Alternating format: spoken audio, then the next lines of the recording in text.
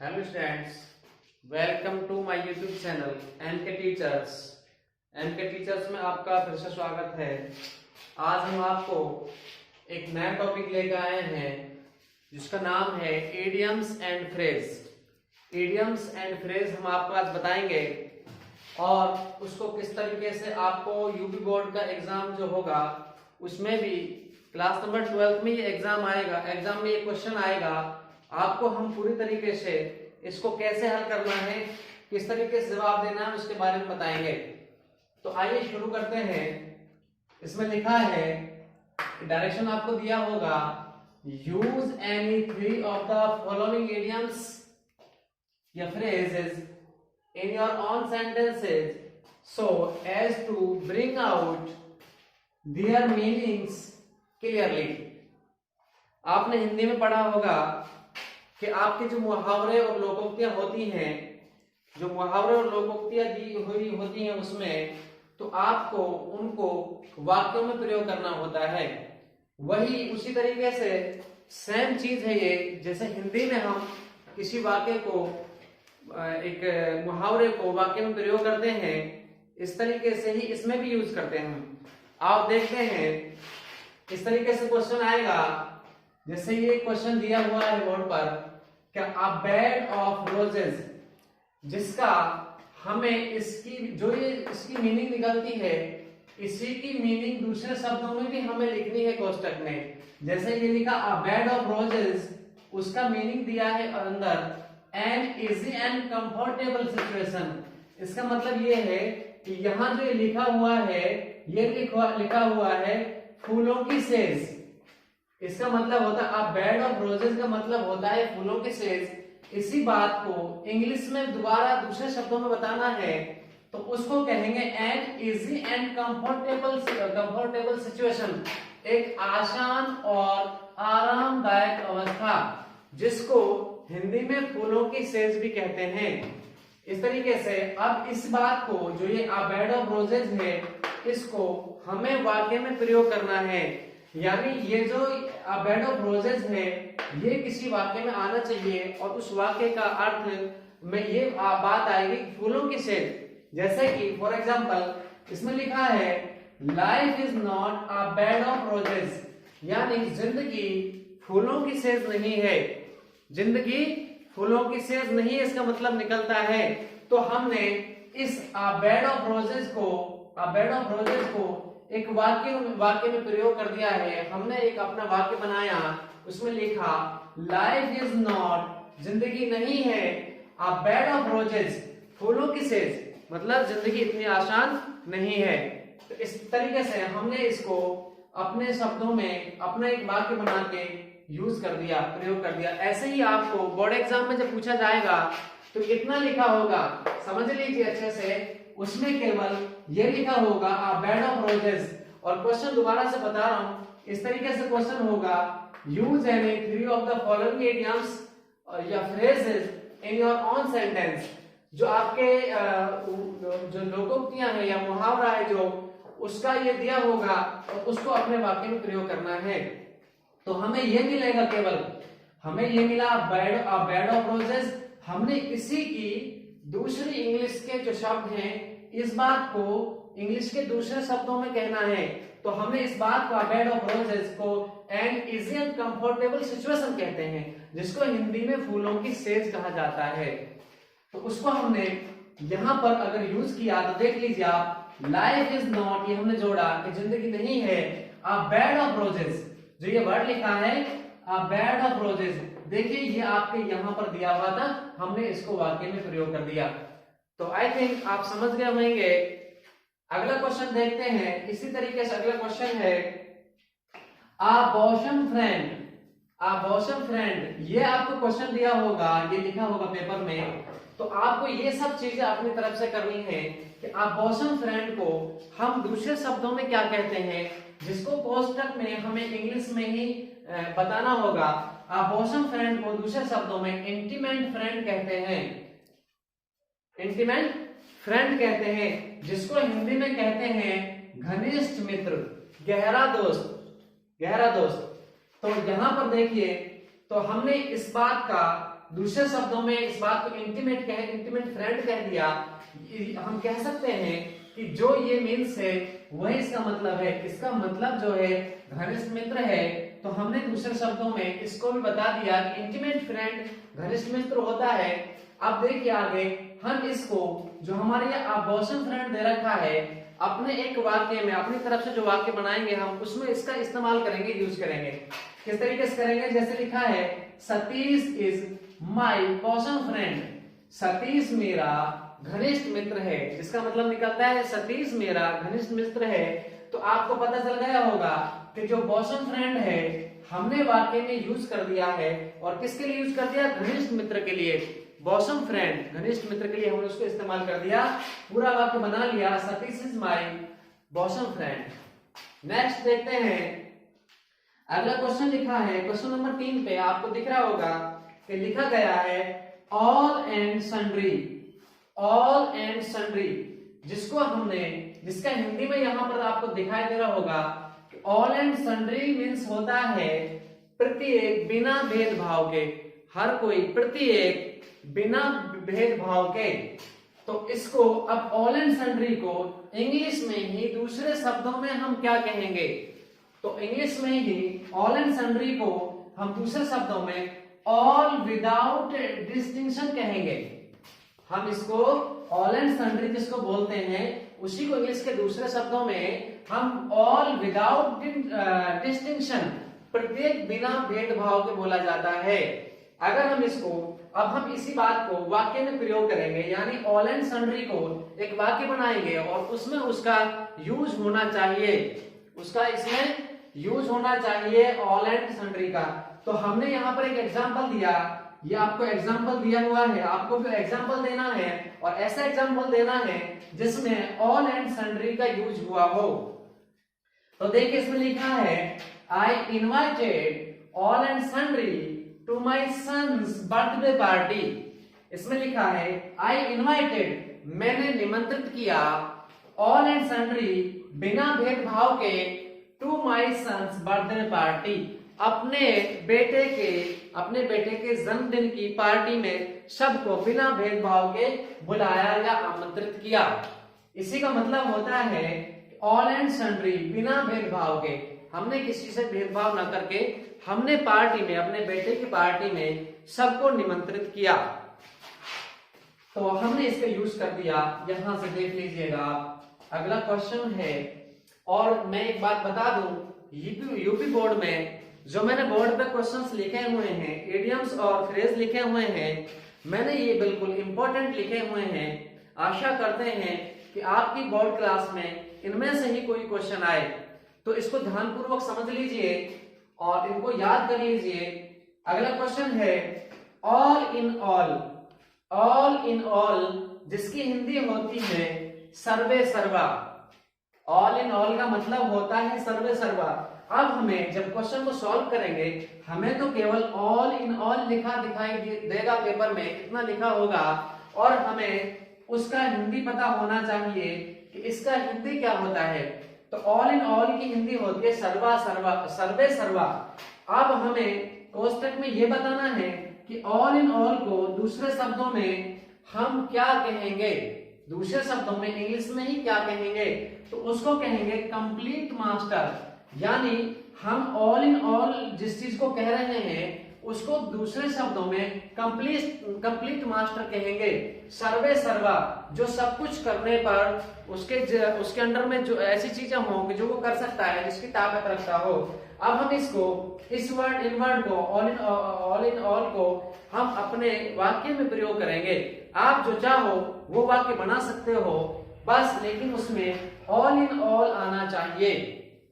जैसे for example देखेंगे, इसमें लिखा है I am all in my family, मैं अपने घर में, मैं अपने परिवार में सर्वे सर्वा हूं। यानी जैसे कि हमारे घर में कोई मुखिया होता है जो कि सारे फैसले ले लेता है, उसको हम सर्वे सर्वा कहते हैं। जिसको आपने सुना होगा अधिकांश कि हॉल एंड सॉल, हमारे घर का तो फला इंसान हॉल एंड सॉल है, हॉल सॉल है, जो सब कुछ फैसले ले सकता है, छोटे फैसले ले सकता है, बड़ा बड़ा फैसला भी ले सकता है, उसी को हम ऑल इन ऑल कहते हैं, जिसको दूसरे शब्दों में कंप्लीट मास्टर कहते हैं, जिसकी हिंदी सर्वे सर्वा होती है। और यहाँ पर बहुत अच्छा एक यूज है, आप इसकी जगह कोई भी कर सकते हैं यूज। तो I am all in my family, मैं अपने घर में, मैं अपने परिवार में सर्वे सर्वा हूं। तो ये हमारा वाक्य में ऑल इन ऑल प्रयोग हो गया है। अगला क्वेश्चन है बहुत अधिकांश आता है, इंपॉर्टेंट है ये भी, कि एड सिक्सेस एड सेवंस, एक वर्ड लिखा है, एक शब्द लिखा है कि एड सिक्सेस एड सेवंस, इसका मतलब होता है अव्यवस्थित, जिसको दूसरे शब्दों में हम तितर बितर भी कह सकते हैं। तितर बितर, जिसको हम दूसरे शब्दों में तितर बितर भी कह सकते हैं, या इधर उधर फैली हुई चीजें भी हम कह सकते हैं। उसी को हिंदी में अव्यवस्थित कहते हैं, जो चीजें व्यवस्था में ना हो, व्यवस्थित ना हो, या क्रम में ना हो, जिन चीजों का क्रम बिगड़ा हुआ हो, उसी को हम इंग्लिश में एड सिक्सेस एड सेवंस कहते हैं। तो आपको स्टूडेंट्स ये केवल एड सिक्सेस एड सेवंस लिखा आएगा, और आपको उसकी हिंदी भी लिखनी होगी। और दूसरे शब्दों में देखिए, एड सिक्सेस एड सेवंस को हिंदी में लिखा हुआ है, यहाँ आप देख रहे हैं अव्यवस्थित, जिसको मैं बोल चुका हूँ तितर बितर, या इधर उधर पड़ी हुई चीजें, फैली हुई चीजें, उसको इंग्लिश में स्कैटर्ड बोलते हैं। आपने देखा होगा स्टेटस में स्कैटर्ड मींस होता है फैला हुआ, इधर उधर पड़ा हुआ। तो ये इसी बात का दूसरे शब्दों में स्कैटर्ड भी वही मीनिंग होती है, वही मतलब होता है जो एड सिक्सेस एड सेवंस का है। अब हम इसको एड सिक्सेस एड सेवंस को हम वाक्य में प्रयोग करेंगे। जैसे कि यहाँ पर देखिए, यहाँ पर लिखा हुआ है everything in the house was at sixes and sevens. यहाँ देखिए लास्ट में वाक्य का प्रयोग किया गया है, वो इसका प्रयोग किया गया है वाक्य में, क्या बोलते हैं, फ्रेज का या इडियम्स का यहाँ यूज किया गया है, लास्ट में जाके किया गया है। कहीं भी आ सकता है जहां उसका सही सेटलमेंट हो जाए, उस तरीके से वाक्य में रखना है, जिस तरीके से उसकी मीनिंग है उसी हिसाब से उसको लिख देंगे। कहीं देखिए, कहीं बीच में भी लिखा है, चलो मैं पहले पूरा कर देता हूँ फिर आपको बताऊंगा। यहाँ लिखा है एवरीथिंग, जिसका मतलब होता है प्रत्येक वस्तु, इन द हाउस घर में, वाज थी, एड सिक्सेस एंड सेवंस, यानी हर चीज, हर वस्तु घर में तितर बितर पड़ी थी या फैली हुई थी, या ऐसे कह सकते हैं अव्यवस्थित थी। तो everything in the house was at sixes and sevens, प्रत्येक वस्तु घर में इधर उधर पड़ी हुई थी, अव्यवस्थित क्रम में थी। तो दोस्तों देखिए, यहाँ पर जैसे ये दिया है, तो ये हमारा वाक्य में सबसे पीछे यूज किया गया है, तो इसकी मीनिंग के ऊपर डिपेंड करता है। जैसी मीनिंग निकलती है उसी हिसाब से हम उसको प्रयोग कर देते हैं। अगर ऊपर वाले वाक्य में देखेंगे तो बीच में बाद में ना आके हमारा ऑल इन ऑल जो आया है वो बीच में आया है। अगर और ऊपर देखेंगे तो यहाँ पर भी हमारा ये बीच में आया है, लास्ट में नहीं आया, ऑल एंड सन्ड्री। ऊपर के वाक्य में देखेंगे, ये देखिए यहाँ पर सबसे लास्ट में हमने प्रयोग किया गया है और बॉसम फ्रेंड का। और ऊपर जाएंगे तो ये भी हमारा जो इडियम्स था वो वाक्य के पीछे यूज किया गया है, प्रयोग किया गया है। तो सेंटेंस की मीनिंग के हिसाब से जैसा सेंटेंस बनाएंगे आप, जिस तरीके से सही सेंटेंस की मीनिंग निकल सके, सही बन सके, उस तरीके से आप उस सेंटेंस को बना देंगे। नेक्स्ट क्वेश्चन देखेंगे, क्वेश्चन नंबर 6। इसमें लिखा है an axe to grind, an axe to grind, जिसका मतलब होता है स्वार्थ पूरा करना, जिसकी हिंदी होती है स्वार्थ पूरा करना। तो हमें an axe to grind को इंग्लिश के ही दूसरे शब्दों में लिखना होगा, जिसको हम इस तरीके से लिख सकते हैं to fulfill personal interest। इसका भी मतलब होता है स्वार्थ पूरा करना। तो हमें ये अब वाक्य में प्रयोग करना है, और वाक्य में प्रयोग करते समय ये ध्यान रखेंगे उसका सही सेंस निकलना चाहिए, अर्थ सही होना चाहिए, और आपको सही जगह पर उसका यूज करना है। जैसे कि फॉर एग्जांपल देखेंगे, he comes to me daily, he comes to me daily, वह मेरे पास रोजाना आता है, because क्योंकि he has an axe to grind, क्योंकि वह अपना स्वार्थ पूरा करना चाहता है। he has an axe to grind, उसके पास उसके स्वार्थ है, यानी कि वो अपने स्वार्थ को पूरा करने के लिए रोजाना आता है। ये लिखा है he comes to me daily, वह रोजाना मेरे पास आता है। because he has an axe to grind, उसका स्वार्थ है, यानी अपना स्वार्थ सिद्ध करने के लिए आता है। तो ये हमने यहाँ पर an axe to grind जो वर्ड है, जो क्या बोलते हैं उसको, एडियम्स है, उसको वाक्य में प्रयोग कर दिया। तो ये हमारा फिनिश हो गया। अगला क्वेश्चन है an apple of discard, an apple of discard, जिसका हिंदी होता है झगड़े की जड़, जिसकी हिंदी होती है झगड़े की जड़। हमें अब इस जैसी मीनिंग दूसरे शब्दों में बनाना है जिसका यही अर्थ निकलता हो। तो इसका हम लगाएंगे a cause of quarrel, a cause of quarrel। आप जानते होंगे quarrel में झगड़ा होता है, और यहाँ लिखा है a cause of quarrel। a cause means कारण, a cause मींस कारण होता है, of quarrel झगड़े का, यानी कि हम ये कह सकते हैं झगड़े की जड़ या झगड़े का कारण। आगे देखते हैं एग्जाम्पल। ये एग्जाम्पल दिया हुआ है Kashmir is an apple of discard. यहां से देखेंगे, यहां तक जो दिया हुआ है Kashmir is an apple of discard between India and Pakistan. Kashmir Bharat और पाकिस्तान के बीच झगड़े की जड़ है। इसका मतलब ये हुआ कश्मीर भारत और पाकिस्तान के बीच झगड़े की जड़ है। यही हमको वाक्य में प्रयोग करके दर्शाना था कि जो ये एन एप्पल ऑफ डिस्कार्ड है उसको हमने एक वाक्य बनाया और इस मीनिंग को यहाँ पर सेट कर दिया और हमने एक पूरा वाक्य बना लिया। कश्मीर भारत और पाकिस्तान के बीच में झगड़े की जड़ है, झगड़े का कारण है। अगला क्वेश्चन देखेंगे, क्वेश्चन नंबर 8। आ फेयर वेदर फ्रेंड लिखा हुआ है। आ फेयर वेदर फ्रेंड, जिसका मतलब होता है स्वार्थी मित्र, स्वार्थी दोस्त। अब हमें आ फेयर वेदर फ्रेंड, जिसको स्वार्थी मित्र कहते हैं, इन्हीं शब्दों को दूसरे तरीके से लिखना है जिसका मतलब यही होना चाहिए, जिसका मतलब यही होना चाहिए। तो आ फेयर वेदर फ्रेंड का मतलब स्वार्थी मित्र होता है, तो हम स्वार्थी मित्र को दूसरे शब्दों में आ सेल्फिश फ्रेंड कह सकते हैं। हम दूसरे शब्दों में आ सेल्फिश फ्रेंड कह सकते हैं। इसका भी मतलब होता है स्वार्थी मित्र। देखेंगे, इसका एग्जाम्पल दिया हुआ है कि beware of a fair weather friend, beware of a fair weather friend, जो कि ऊपर लिखा हुआ है, हमने इसको इस वाक्य में प्रयोग कर दिया और लिखा है beware of a fair weather friend, यानी स्वार्थी दोस्तों से सावधान रहें, स्वार्थी मित्रों से सावधान। तो हमने ऐसे करके आ फेयर वेदर फ्रेंड को इस वाक्य में हमने एक अपना वाक्य बना के प्रयोग कर दिया है। तो अगला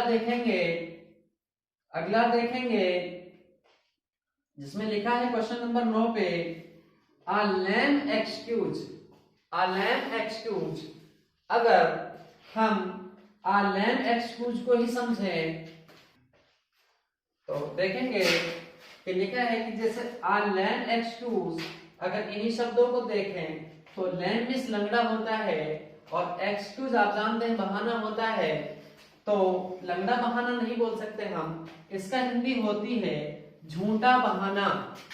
आ लैम एक्सक्यूज को हिंदी में हम झूठा बहाना कहते हैं, जिसको हमें इंग्लिश में ही लैम एक्सक्यूज को दूसरे शब्दों में इंग्लिश में ही लिखना होता है कोष्टक में फॉल्स एक्सक्यूज, गलत बहाना। गलत बहाना कह लीजिए, झूठा बहाना कह लीजिए, दोनों का एक ही सेम मैच मिलता है, वही अर्थ निकलता है, कहने का फर्क है। तो इसको भी हम अपने एक वाक्य में यूज करेंगे। और कैसे करेंगे यहाँ पर देखिए ए हम भूल गए थे, यहाँ पर ए हमने लगा दिया क्योंकि हमारा यही मैं दोबारा से बता रहा हूं कि जो ऊपर हमारा इडियम्स दिया होगा वो पूरा का पूरा ही उसमें वाक्य में प्रयोग करना है, उसमें से कुछ छूटने पर उसकी मीनिंग बदल जाएगी, उसका अर्थ बदल सकता है। इसलिए अब हम इसका एग्जांपल देंगे। इसमें लिखा है don't make a lame excuse. यहां लिखा है don't make a lame excuse. तो हम देखेंगे यहां पर ये जो ए लेम एक्सक्यूज है वो वाक्य में प्रयोग हुआ है और लिखा है don't make a lame excuse, झूठा बहाना मत बनाओ। क्या लिखा है? झूठा बहाना मत बनाओ। तो हमने अ लेम एक्सक्यूज को इस वाक्य में प्रयोग कर दिया है। या अगर मान लीजिए कोई जरूरी नहीं है कि don't make a lame excuse ही आप लिखें, आप ये भी कर सकते हैं you should not make a lame excuse, यानी अपने शब्दों में जो आपको वाक्य सही लगे, जिस वाक्य में आप उस मीनिंग को फिट करके रख सकते हैं, जिसका सही अर्थ निकले, वही वाक्य अपना बना सकते हैं। क्योंकि ऊपर लिखा हुआ है on sentences phrase in your on sentence, लिखा है कि अपने खुद के वाक्य में प्रयोग करना है। आप अपना कोई भी वाक्य बना सकते हैं बशर्ते कि उसका हिंदी अर्थ सही होना चाहिए। अगला देखते हैं। आई थिंक आप समझ गए होंगे। अगर आपको कोई परेशानी होती है तो हमें कमेंट बॉक्स में बता सकते हैं, हम आपको नेक्स्ट वीडियो में बताएंगे या आपको उसी समय आपका उत्तर देंगे। आगे देखेंगे क्वेश्चन नंबर 10 पे लिखा है बीट अबाउट बस। यहां पर लिखा है बीट अबाउट बस, बीट अबाउट द बस, जिसका हिंदी में अर्थ होता है घुमा फिरा कर बात करना। जिसका हिंदी अर्थ होता है बीट अबाउट द बस का मतलब होता है घुमा फिरा कर बात करना। अब हमें इसको इंग्लिश में दूसरे तरीके से कैसे हम उस बात को कह सकते हैं, तो देखिए स्टूडेंट्स, यहाँ पर लिखा है to come indirectly to the point, बात को सीधा सीधा ना कह के अप्रत्यक्ष रूप से बिंदु पर आना, बात पर आना, यही लिखा है to come indirectly to the point. Indirectly का मतलब होता है अप्रत्यक्ष तरीके से, सीधा ना होकर घुमा फिरा के बात करना। To come indirectly to the point, घुमा फिरा कर बात करना। इसका मतलब इस जैसे, इसका जो अर्थ है वही इसका भी अर्थ है। तो हमने इसका दूसरे शब्दों में इंग्लिश बना दिया। अब हमें इसको बीट अबाउट द बस को वाक्य में प्रयोग करना है। जैसे कि स्टूडेंट्स आप जानते होंगे, आपने हिंदी में मुहावरे पढ़े होंगे और उसमें लिखा होता है कि एक मुहावरा दिया हुआ है जिसका अर्थ बताना होता है और फिर उसके नीचे हमें उस बात को, उस मुहावरे को अपने वाक्य में प्रयोग करना होता है। जैसे कि आपने हिंदी में सुना होगा कि एक मुहावरा होता है ईद का चांद होना। आपने एक मुहावरा हिंदी में पढ़ा होगा ईद का चांद होना, जिसका मतलब होता है बहुत दिन में दिखाई देना। जिसका मतलब होता है बहुत दिन में दिखाई देना। तो आप उसका जब वाक्य में प्रयोग करते हैं तो बोलते हैं अमन तुम तो ईद के चांद हो गए हो, तुम तो ईद के चांद हो रहे हो।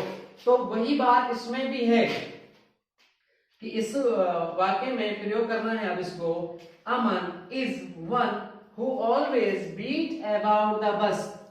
अमन हमेशा बात घुमा फिरा कर करता है या घुमा फिरा कर बात करता है। अमन इज वन, अमन वो है जो हमेशा घुमा फिरा कर बात करता है, सीधी बात नहीं करता। इसी को बोलते हैं बीट अबाउट द बस। तो स्टूडेंट्स आपको इसी तरीके से यूपी बोर्ड एग्जाम में सही तरीके से अपना जवाब देना है और कुछ भी नहीं है। थोड़ा सा आपको इसका मीनिंग पता चलना चाहिए, उसी की दूसरी मीनिंग आप थोड़ा बना सकते हैं सेंस लगाकर, और वाक्य में प्रयोग करना आसान होता है। थोड़ा सा आपको सोचना होगा कि हमने जो बात कहनी है वो किस तरीके से हम उस बात को कहें। कोई जरूरी नहीं है कि जिस तरीके से मैंने ये एग्जाम्पल दिए हैं आप यही एग्जाम्पल दें। कोई भी आप अपना एग्जाम्पल बनाकर अपनी तरफ से और उसको वाक्य में प्रयोग कर सकते हैं। लेकिन ये वर्ड जो इसमें लिखे हुए हैं इनमें से कोई भी चीज उसको वाकई में प्रयोग करते समय कोई भी चीज मिस नहीं होनी चाहिए। तो फ्रेंड्स, हमने आपको आज इस वीडियो में यूपी बोर्ड के मोस्ट इंपोर्टेंट क्वेश्चंस बताए हैं और आशा करते हैं कि इसी में से कोई क्वेश्चन आ जाए। अगर इसमें से भी नहीं आएगा तो इसी के बेस पे आप करना सीख जाएंगे।